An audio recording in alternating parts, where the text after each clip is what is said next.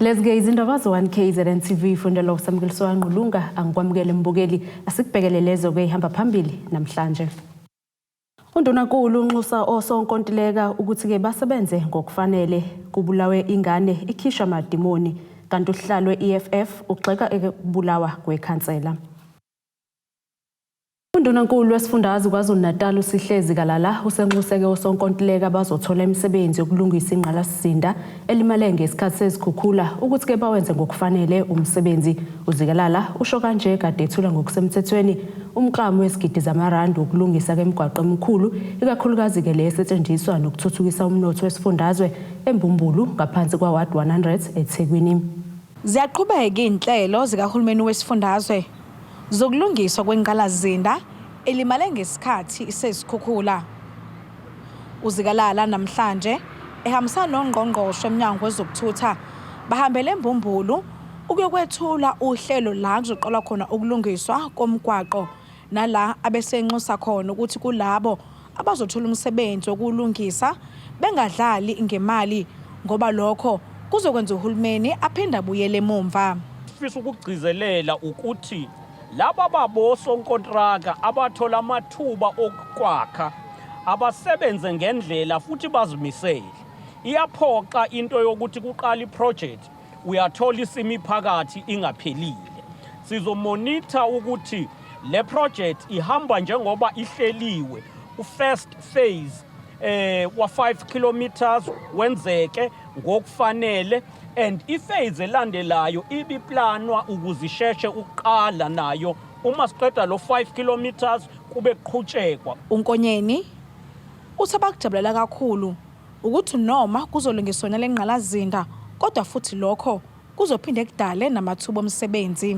Ama-assessments sesiwaqedile sawenza nama-engineers ayesuka kwaSanral esuka nakwezinye indawo sesiqedile nje into yokuthiwa i-assessment sasubmitha ku-National Disaster Management Center sicela ukulekelelwa phela ngokuthi sithole imali yokuthi siqede wonke umsebenzi. Besingakatholi ke kahle impendulo kodwa soyithola ngokusheshsha ngokuthembisa kwalabo esihlala nabo kumakomiti ahlukahlukene. Abahlali bakulendawo bajimule banconcoza ngoba bethi bese kunzima ukuthatha ezinye zeindlela ngenxa yemigwaqo yabo engekho esimeni. Kule ndawo sesihlala isikhathi eside kakhulu sihamba uthulini. Ngibonga ukuthi nje izinto ishintshe sisaphila. Sasizwa sibancane ukuthi itiyela liyeza kodwa namhlanje sibona ukuthi sekufike ekugcineni emaphetheleni. Sibonga kakhulu kumkhize nabo bonke abambisene nabo. Sithi siyacela ukuthi ke lokho kwenzekayo ngaso sonke isikhathi mefaka isicelo siphumelele njengoba sesibona kwenzeka njengamanje. Kude bokho sibisi eThekwini. Ungqongqoshe womnyango wezenhlalakahle esifundazweni KwaZulu-Natal uNonhlanhla Khoza uthi ke umthetho awuthatheke indawo yawo asikho ke isidingo sokushaya ingane ize iphume umphefumulo. Ukhoza usho lokho enkulumeni yakhe ngesikhathi ke vakashele isizwe sakwaNzimakwe eyoduduza umndeni wakwaSonjica muva kokushawa kwengane yakhona ishawa umfundisi ethi ke uyikhipha AMADIMONI.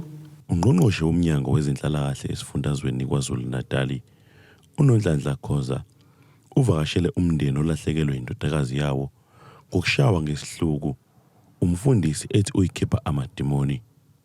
Ukhoza uzwakalise ukushaqeka ngalesenzo salomfundisi. Ungqongqoshe ubeseshaya ikhwelo ukuba kujeze abathintekayo kulesenzo. Sicabanga ukuthi umthetho uzodlala indima yawo la. Akho umuntu onelungelo lokuthatha impilo yomunye umuntu. Kuyicala ukuthatha impilo yomunye umuntu. Noma ngabe umzali umntwana wakho ngeke ukwazi ukunikela ngayo uthi mshayini nimbulale. Kubhlungu ke nakumzali kwesikhathi kubhlungu nakuyena ngoba truly speaking umzali kungenza ukuthi ube nethemba lokuthi umntwana wakhe uzovikelwa mayeza la.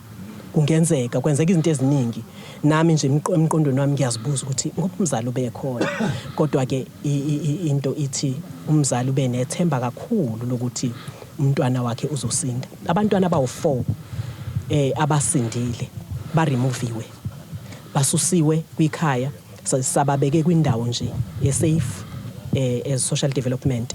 Inkosi yesizwe sakwaNzimakwe ithi sekuyisikhathi ukuthi njengesizwe babe nezinhlelo zokubuyisa ubuntu kubahlali besizwe sakwaNzimakwe. Engibona khona ukuthi singakunqanda ngawo ukuthi kusukela manje akube khona izinhlelo ngishiko omkhulu elizenzayo ukuze kunqandeke lihlangabezane no minister njengoba ade ekhuluma nje. Lihlangabezane namapolisa njengade ewathinta nje uminister ukuthi sikwazi ukunqanda lezi lolubhubhane olunjengalolu oluqhamuka esizweni. Okhulumela umndeni wakwajula umxolisi uthi bewumndeni lo mshompi ubashaqise kakhulu nalokhu abakwazi ngisho emandulo. Ngingathi nje kukhona ungaqondi ngezimo ebezenzeka kodwa ikakhulukazi izingane mazikhula zikhula ngendlela ezehlukahlukene ogcina songasaboni nokuright nokurong ezikwenzayo okuze kwadala ukuthi mhlambe umunye olunga lomndeni azathatha ingane athi ucelela ukuthi ayothandazelo ngendlela ebekade mhlambe isimo ebekade sisibona sixegaxega singazi ukuthi ekhambeni ukuthi ingane yothandazela kanti umfundisi uzobe sesebenzisa amalungelo akhe okushaya ingane igcine ingasekho iluza umphefumulo nanokuthi nje ingane ithi yothandazela kodwa kube kutholakala futhi iboshiwe ngeintambo inqishwa nokudla okunye lokhu sithuse kakhulu somndeni sithi masiyibheka ingane sithola ukuthi ngesikhathi ithandazela bekade inqunu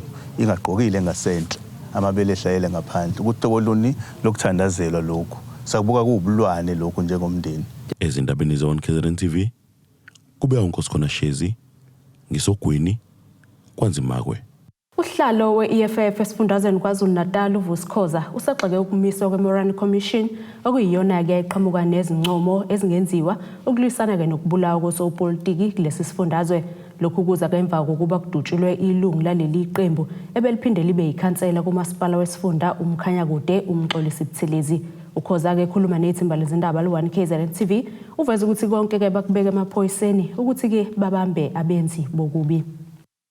Kubonakala silokhu isiqhubeke njalo isigameko zokuhlaselwa kwamakhansela kulesifundazwe iKwaZulu Natal.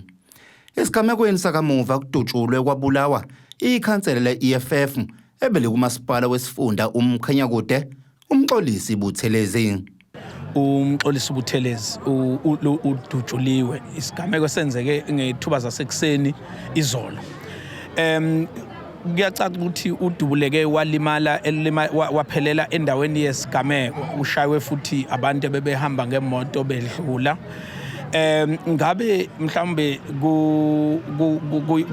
kuqagela uma singathi inhloso nenjongo yababulali bekuyini asifuni futhi ukuqagula sifisa nje ukuthi lo lidaba siliyekelele ezandleni zabo umthetho kube yibona abaphenyayo ukuze kutholakale ababulali. Sifuna ukuhlaba ikhwela eliphuthumayo emaphoyiseni kakhulukazi nakwezomthetho ukuthi abagijime ngempela bangalali ukuze amasela asheshe abanjwe. Awugcina nje sifuna ukuthi sidlulise amazwi enduduzo nokuzwelana nomndeni wakaButhelezi ihlobo abangani amafighter nje kule sifundazwe sala kule region yala eMkhanyakude la kwaZulu Natal neNingizimu Afrika yonke ngokudlula komfowethu. Usihlalo leli qembu kulesifundazwe uVusikhoza uxeka ukumiswa kwekhomishani yayibhekene nokubulawa kosopolitiki iMorani Commission njoba yayiqhamuka nezincomo ngokumele kwenziwe ukugwema lesi sihlava. Siyayikhuza lento yokubulawa kosopolitiki. Uzokhumbula msakazi ukuthi esikhathini esiningi eminyakeni embalwa kwamiswa iMorani Commission eyaqhamuka nezincomo ukuthi yini okumele yenziwe uhulumeni ukuze kuqinisekise ukuthi osopolitiki abaqhubeki nokufa. Siyakungabaza-ke ukuthi ihhovisi likaPremier nohulumeni wakaZulu Natal kukhona abakwenza ukuqinisekisa ukuthi ukubulawa kosopolitiki kuyanqandeka kuloko kuqhubekile okusho ukuthi le Morani Commission kwaba nje ukuchitha imali yabakhokhi bentela. Siyakhuza-ke nakuyimbangi zepolitiki nanoma ubanike noma ngabe izenzo zobugebengu ukuthi osopolitiki banikezwe umsebenzi wokuhola imiphakathi abangabhuqabhuqwa bebulawe. Asisho ukuthi ukufa kosopolitiki kuhlukile nokufa kwanoma yimuphi umuntu kodwa sithi kunokhondolo nje nomkhutshana oqhubekayo ukubulawa kosopolitiki okufanele kupheze ngokusheshsha. Amaphoyisa bengakubophi umuntu mayelana nalesigameko sokubulawa kwaleli khansela. Ezindabeni ze-1KZNTV kubika uThabani Maphumulo eMtubatuba. Undunankulu wesifundazwe KwaZulu-Natal uSihlezi Kalala uvuleleke owabe engumsakazi woKhozi FM uNgizwe Mchunu icala lokuhlasela nokucekela phansi isithunzi. Lokhu kuqinisekwe isitatimende esikhishiwe ihhovisi likaNdunankulu kulandela kumbiko ukuthi kwaba khona ukuhilizisana phakathi kukaZikalala noMchunu emcimbini weingoma kazwelonke eyenzeke ngomgqibelo ePeople's Park eThekwini. Ihhovisi likaNdunankulu uSihlezi Kalala liqinisekisile ukuthi kuvulwe icala.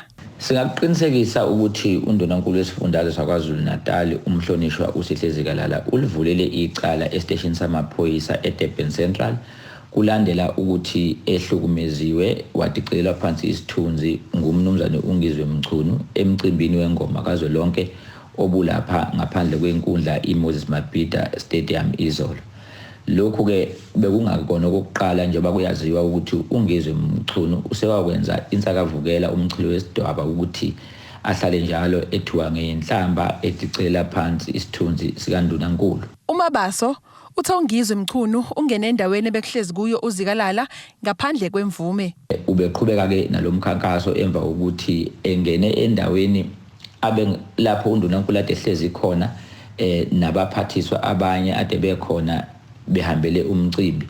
Waya etafuleni lapho kuhlezi khona uNdunankulu waqhubeka ke nokumhlukumeza nokumethuka okuyinto ahlale eyenza mihla namalanga. Iyaziwa ke nasenkundleni zokuxhumana bonke abantu bahlale beyibona.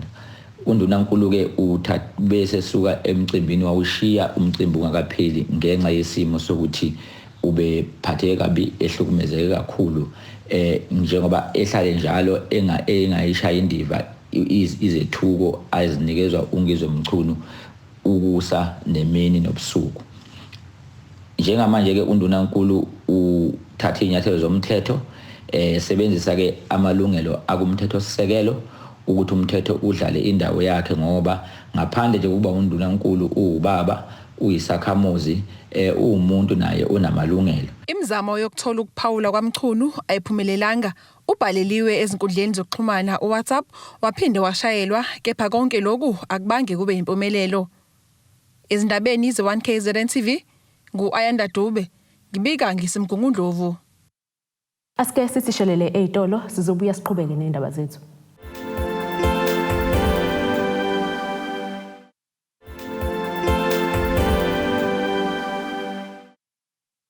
Asikwamukele ke mbukeli usabukele zona indaba zo-1KZNTV asikhumbuze lezo ehamba phambili. Undunankulu Unxusa Osonkontileka ukuthi ke basebenze ngokufanele kubulawe ingane Ikhishwa AMADIMONI kanti uhlalo we-EFF ugxeka ukubulawa kwekhansela. Uhlalo wophiko labantu besifazane kuyiqembu IFP okuyi-IFP Women Brigade umntwana uPhumzile Buthelezi unxuse ukuthi ke zingenzeki izigameko zokubulawa kwamakhansela ngenxa ke yezikhundla komasipala abangaphansi kweqembu labo. Umntwana usho lokho ngesikhathi kuqhubeka umcimbi okuhanjelwa kwezifunda zaleli qembu ngenhloso kokubonga kwamavoti obubanjeleke eMnambithini. Ngesikhathi kuqhubeka lo mcimbi ugqugquzela amakhansela ukuthi asebenzele umphakathi ngokwethembeka futhi angabe nayo inkohlakalo. Lokho ukuthi sicela singenzi corruption baholi sihluke thina ngoba basithembile abantu sithembeke njengoba sithi sethembe bahlale besethembile abantu. Ngakho baholi akuzikhuluma okuningi ngicela ukukhuza into yokubulalana baholi amakhansela kuyasiphatha kabuhlungu lokudubulana okukhona kule insuku ngoba sikwazi noma kuqhamuka phakathi kuthina noma kuqhamuka ngaphandle. Ngakho sicela ukuthi sivikelane baholi.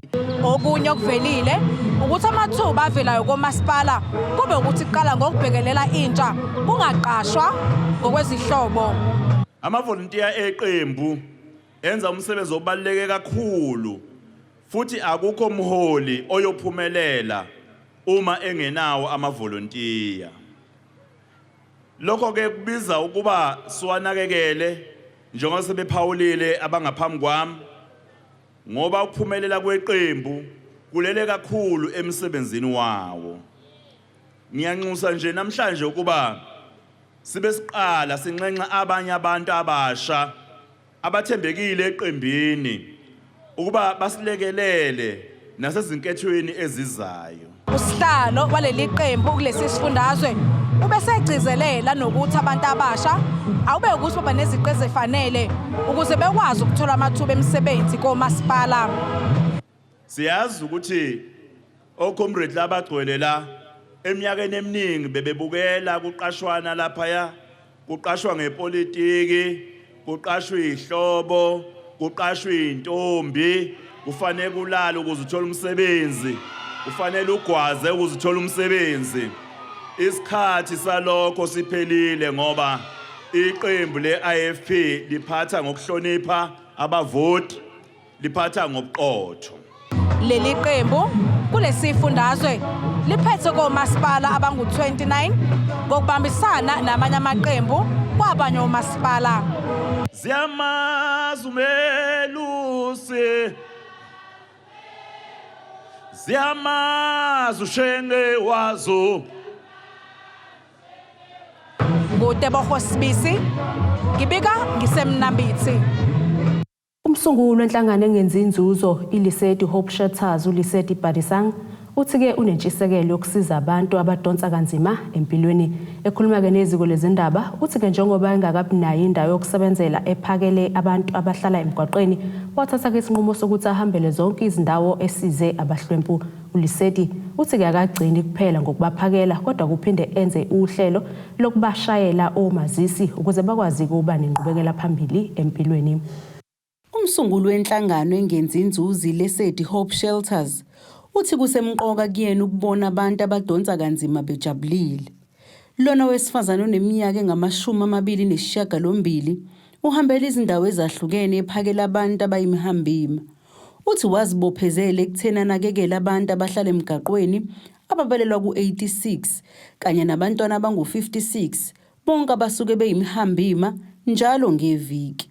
Yavuka ke ekseni ngabo past 5 after that ngimba preparele i-breakfast ngibenzele ke nama salads nama tea nesinkwa, sometimes ngibenzele o rice nabo spaghetti. Uthi inselela abhekene nayo ukuthi usiza kakhulu abantu besilisa. uLesedi uthi waqala ukuphakela abantu kusukela ngonyaka ka2014 kanti akagcini kuphela ngokubaphakela ukudla kodwa uphinda basize ngokubayisa kwizikhungo zokuhlumelelisa kwezimilo njengoba abaningi becule kwizidakamizwa. Aphinda bashayele nomazisi. So esikhathini esiningi ke kuba nzima ngakumina because ngingumuntu wesifazane and I'm still growing. Angenzi lokho kuphela ukuthi ngiyabaphekela ngibanikeza ukudla because I can't keep on feeding kungekho i-progress okanye i-process, you understand? So I've been feeding these people since 2014. So since 2014 ngiyabona ukuthi okay angikwazi ba lonke ngiqhubeke ngibafida kuphela. So what I've decided to do nokubathatha ngihambe nabo ngakuma home affairs ngibacela ukuthi abanganama IDs akethi ngibathathe ngibahambise kuma home affairs. Bangifika ngasema home affairs ngibacela ukuthi bandla ngicela ukuthi bangisize ngibathathe sama IDs ukuze ngikwazi ukuthi laba abafuna ukushintsha impilo zabo ngibathwele lusizo ngakuma clinics ngibathwele lusizo nangakuma rehabs. Uthi isifiso sakho ukuthi akhe indawo lapho ezokwazi ukunakekela khona abantu ikakhulukazi laba abayimihambima. Ezindabeni ze1KZNTV kube kuzamando sicele ngisempangeni. Asiphinde sisishelele ezitolo sobuya futhi siqhubeke nazo indaba zethu.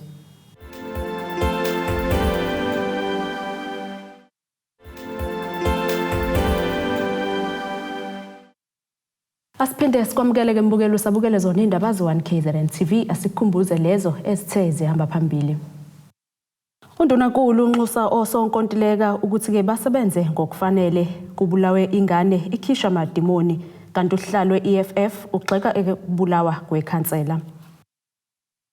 Ake sibheke ke engosini yezomnotho.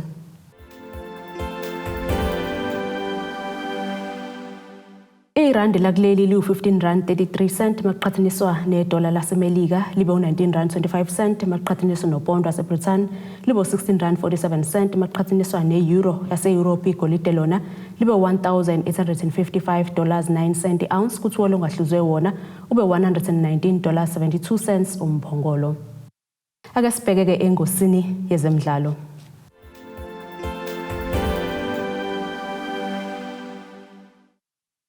Abalandeli beqembu likanobhutshuzwayo Kaizer Chiefs emagatsheni ahlukahlukene kwisifunda iTheku baluleke isandla kwizisulu zesikhukhula. Umpume Mncwabo ngomunye wabaholi babalandeli uthi ke seyisikhathi sokuba abalandeli bezemidlalo nabo babambeke iqhaza ukulekelela ke imiphakathi abaphila kuyo, ikakhulukazi ke njengoba iningi lemndeni libhekene nesimo esinzima. Ngakho ke basemkhankasweni ukuguqula imicabango yabantu ngabalandeli bezemidlalo, kwazise ke badume ngokugxila kakhulu ekuthandeni amaqembu abo.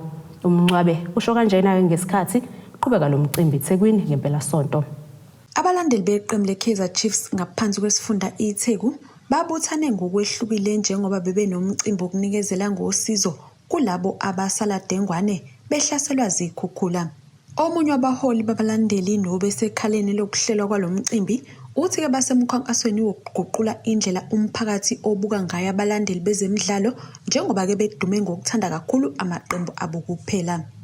Ngoba phela sisebenza kakhulu nange community, ake sikhombiseni singabalandeli beKaizer ukuthi sinothando. Akuyi ngokuthi uma ngabe uwumsupport usupporta ibhola, abantu bayabacabanga ukuthi nje ayikho into esiyenzayo enobuntu. Sasa sithene ahlanganiseni ama branch wonke sicele umnikelo ukuze sikwazi uku-identify abantu abazoba ama-beneficiaries okuyibona esizobamkelisa ke namhlanje. Simiswa i-4 pillars, sinama-pillars awu-4 okuyi-education eyokuqala. Njengoba ubonile, njengoba kade sesinikeza abantu indlela ukuthi abantwana baqale manje ba-applye kwa-CAO, ngoba kuye kube ne-problem uthola ukuthi abantu ingane aziyi esikoleni athi umuntu akaphendulwanga kanti uyena ophuza uku-applya bese befuna ukungena nangey'ndlela ey'ngekho right. Ibalela kweyishumi imindeni ehlomulile kanti ke phakathi kwawo eminye kwadlula emhlabeni abangamalungu amagantsha abalandeli. Omunye ke wabanikelelwe uthi ke bayalithokozela usizo abanikwa lona njengoba ke kubukeka kusenzima ukuba ke balekelele bonke abakhahlamezeka. Ngiphila ngegrant nokusebenza bekungekho nhlobo. Ekuzoyenza ushintsho olukhulu kakhulukazi ingubo, ngoba la sakhusele khona kuyabanda ngalendlela engayazi. Kuzoyenza olukhulu kakhulu ukudla. Ngangazi ngingabala ngithini ukudla ngendlela okubaluleka ngakhona kumina.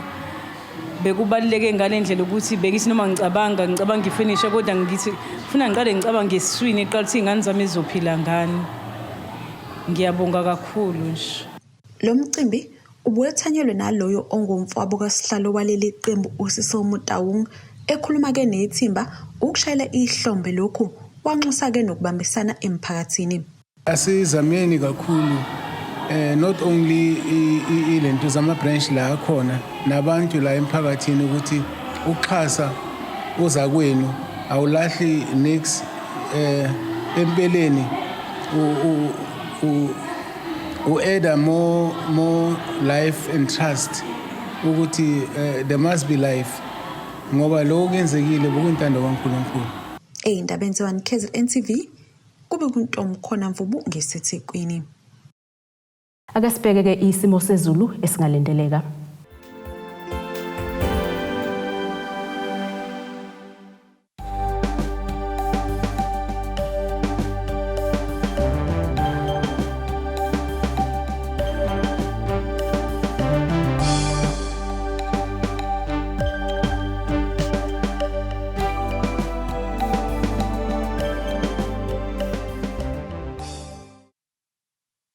Bukeleke ziyaguqa besikuphathele zona osukwini namhlanje. Mina nawe asihlangane futhi ngesikhathi esilandelayo. Sisale kahle emakhaya.